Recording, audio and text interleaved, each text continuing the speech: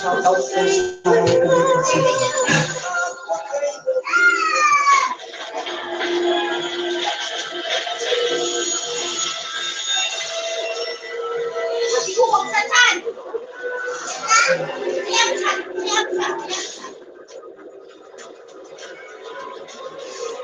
Bumili.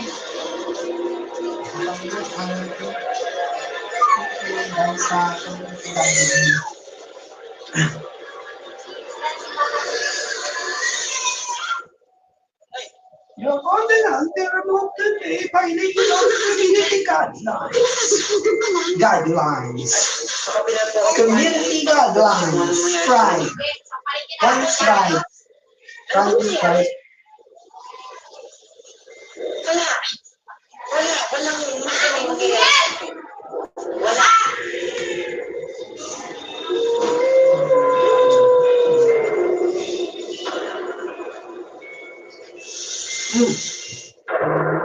Ano nangyari unang gabi? Noong unang gabi po namin, unang tulog po namin doon, may narinig na po kami na nag-post na si Arpo. Nag-post ng tubig kasi namin. Oo. Sabi namin, wala naman sa auto, sabi namin. Sino nag-post doon? Sabi namin ganun.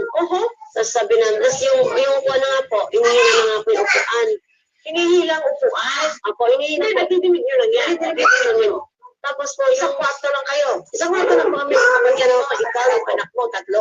Apo, isang kwarto lang po. O, bigyan mo nag-iwalay. Oo. Nagpapa-exist ang tao at espiritu sa isang lugar po. Nangyayari yan dahil we're just separated by a dimension.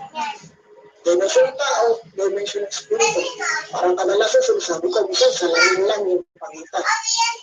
Kung ano na sa kanila lang salamin, mundo nila. Sa kanila naman, mundo ng tao.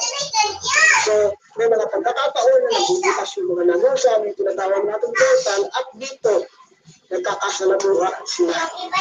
At even sa pagtulong natin, sa pagtulong na tayo, na nag-astral project tayo, tayo mismo yung pinadayo sa kanila. So sila, every time na nitulayo sa atin, dahil we are in the spiritual, pero tayo, makakadalo lang tayo sa kanila kapag nasa astral portal.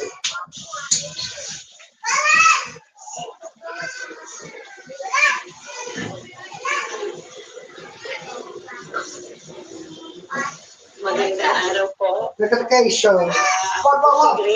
Bagong caretaker dyan sa malaking bahay. Kasama ko po yung anak ko at yung kapatid ko. Magtatanong lang po sana, baka po kasi may alam kayo na kung pwede kong pasukan trabaho. Baka po kasi may kakilala kayo na po pwede akong masukang stay out na kasambahay na malapit lang. Wala akong alam.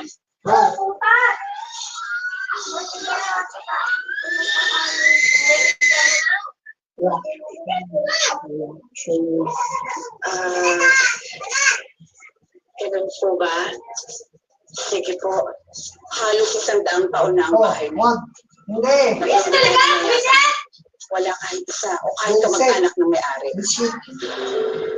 Pero sigurado, may mga kasama na kayo dyan.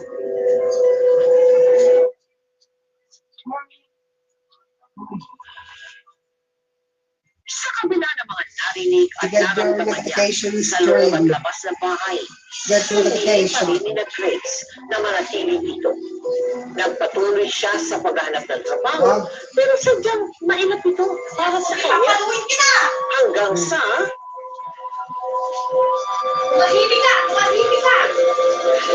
Ba! Diyan ka!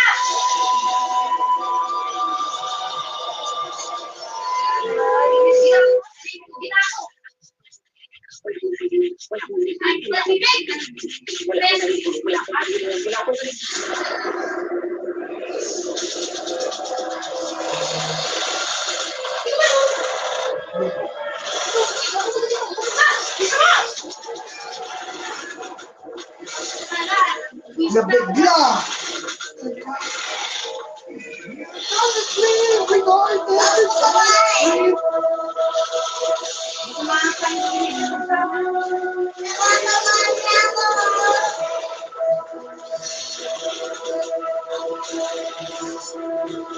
Ilang mag-init.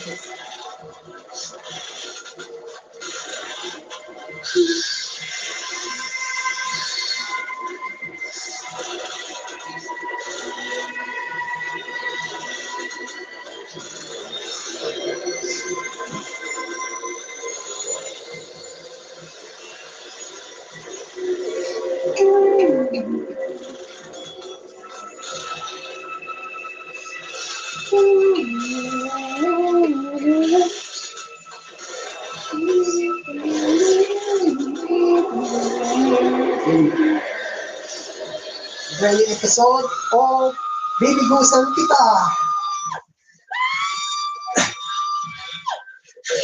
Ayun na-review. Kasi, Yung babae sa salamin!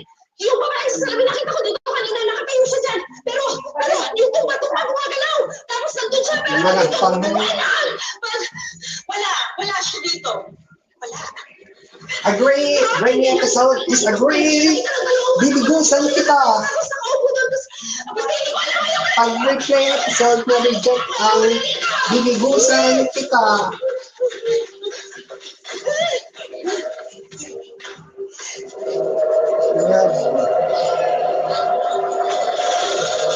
Dinosaur.